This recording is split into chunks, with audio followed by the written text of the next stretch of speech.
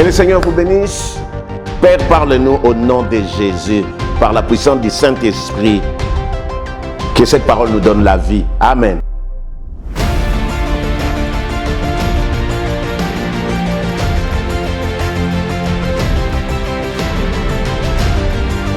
Je vais parler des complots, des ligues.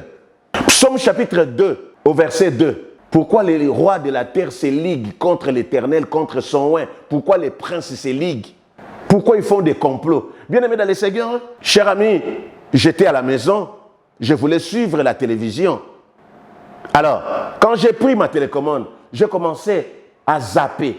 Je suis allé d'une chaîne à une autre. C'était la même chose.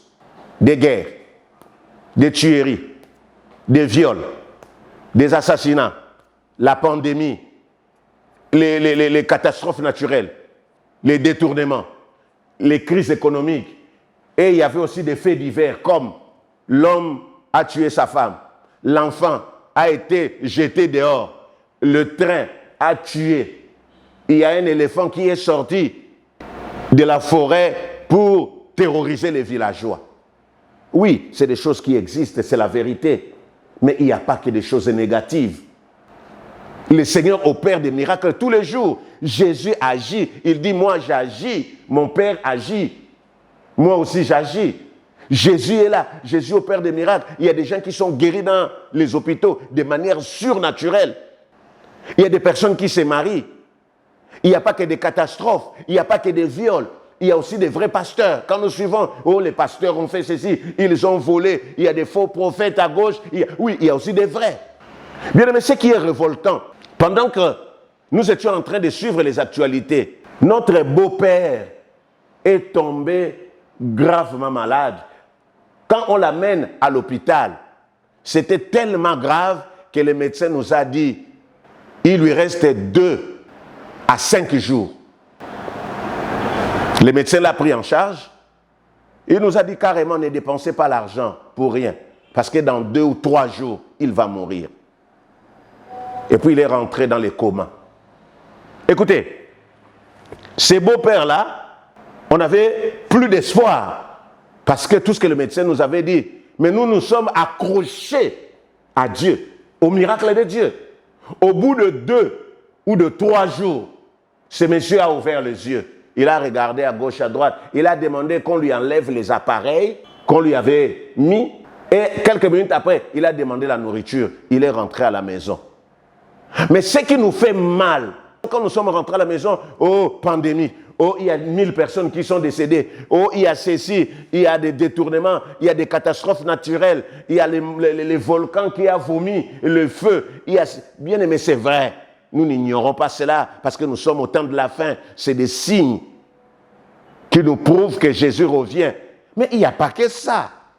Ces gens-là veulent s'aimer la peur en nous, nous montrer que la vie ne vaut rien. Non, la vie est précieuse. Il n'y a pas que la mort. Il n'y a pas que le terrorisme. Il n'y a pas que l'immigration clandestine. Il y a des gens qui voyagent normalement. Il n'y a pas que des crises économiques. Il n'y a pas que la famine. Mais on ne fait pas des commentaires pour montrer comment est-ce que Jésus opère des miracles. Bien-aimés dans le Seigneur, pour terminer, nous disons tout simplement que Jésus-Christ agit aussi. Quand on nous montre à la télé toutes ces choses, Jésus aussi opère des miracles. Aujourd'hui, tu vas demander à Dieu, Seigneur, je connais que ces choses existent, mais moi je crois que tu fais aussi des choses positives. Les choses positives existent. Jésus agit. Jésus guérit.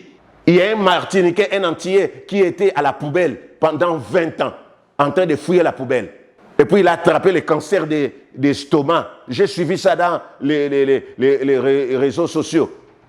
Et Dieu l'a guéri. Mais personne n'en parle. C'est passé sous silence. Mais il témoigne la grandeur de Dieu. Mais ça devait être couvert. Ça devait passer dans toutes les chaînes internationales. Je ne suis pas contre ces chaînes, mais je suis en train de dire qu'ils nous parlent aussi de Jésus-Christ. Je ne suis pas contre tous ces journalistes qu'ils nous parlent de Jésus. Je ne suis pas contre ces chaînes qu'elles nous parlent aussi du Seigneur, des miracles que Dieu opère, du surnaturel. Que le Seigneur vous bénisse abondamment. Si tu n'as pas encore accepté Jésus, tu vas dire, cher Dieu, je te reçois comme Seigneur et Sauveur. Prends la direction de ma vie au nom de Jésus. Toi qui viens de suivre ces messages, à qui l'ennemi a sémé la peur, l'ennemi t'a fait croire qu'il n'y a rien de bon dans ce monde. Bien-aimé, il y a la vie. Jésus est la vie. Quand nous voyons ces choses, les pandémies, les viols, les tueries, nous devons seulement comprendre que Jésus revient bientôt. Mais continuez à chercher Dieu, à prier, à vivre normalement, tout en sachant qu'à tout moment, Jésus-Christ viendra nous enlever. Que le Seigneur vous bénisse abondamment.